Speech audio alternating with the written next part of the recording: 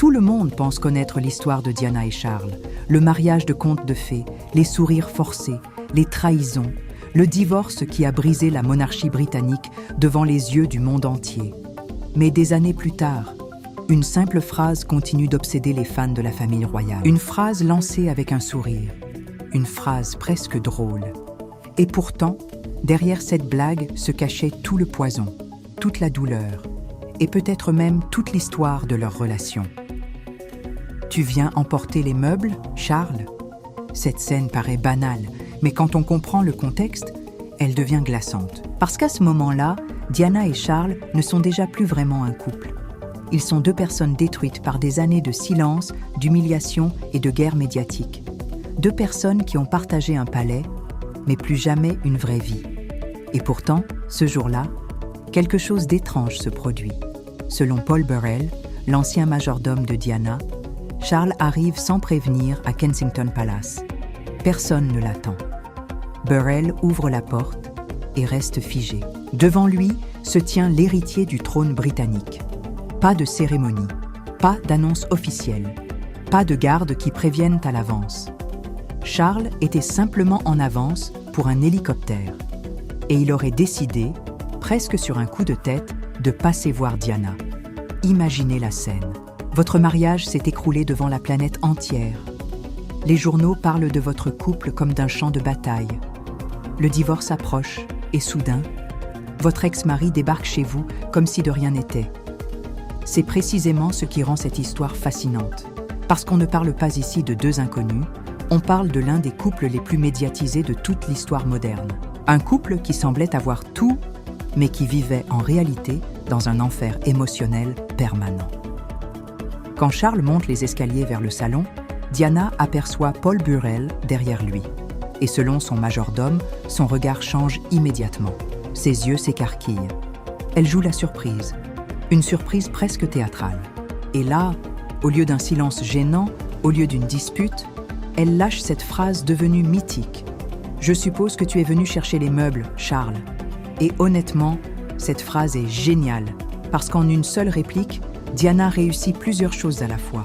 Elle plaisante, elle attaque, elle se protège émotionnellement et surtout, elle rappelle discrètement que leur mariage est déjà en train d'être découpé morceau par morceau. Même les meubles deviennent un symbole. Qui garde quoi?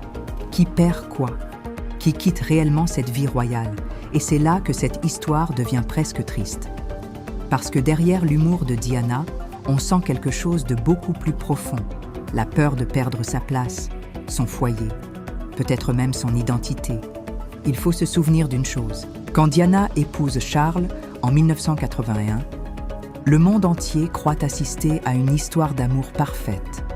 Des millions de personnes regardent ce mariage comme un rêve. Mais avec le temps, le conte de fées se transforme lentement en prison dorée. Les infidélités, la pression médiatique, les tensions à l'intérieur de la famille royale, les interviews explosives, tout finit par détruire ce couple de l'intérieur.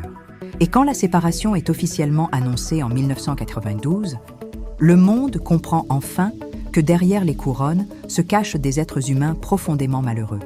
C'est aussi pour ça que cette scène touche autant les gens aujourd'hui, parce qu'elle semble incroyablement humaine, pas royale, pas protocolaire, pas parfaite, juste deux personnes qui ont partagé une vie et qui ne savent plus vraiment comment se parler autrement qu'à travers l'humour et les piques. Et le plus fou, c'est que selon plusieurs récits, ce moment aurait été l'un des rares instants où Diana et Charles auraient réellement ri ensemble depuis très longtemps. Comme si, pendant quelques minutes, toute la guerre autour d'eux avait disparu. Pas de journalistes, pas de scandale, pas de monarchie. Juste Diana, juste Charles et une vieille complicité qui refusait complètement de mourir. C'est probablement ça qui rend cette histoire si puissante, parce qu'elle nous rappelle quelque chose que beaucoup de gens vivent sans jamais l'avouer. Certaines relations ne se terminent jamais vraiment, même après la séparation, même après les blessures, même après le divorce. Il reste toujours quelque chose, une habitude, un regard, une phrase, une blague que seuls eux peuvent comprendre. Et dans le cas de Diana et Charles, cette phrase sur les meubles est devenue le symbole parfait de leur relation entière. drôle en apparence, dévastatrice en profondeur, ce qui rend cette scène encore plus bouleversante aujourd'hui. C'est ce qu'on sait ensuite. Quelques semaines plus tard, leur divorce est officiellement prononcé. Et 1 an après, Diana meurt tragiquement à Paris.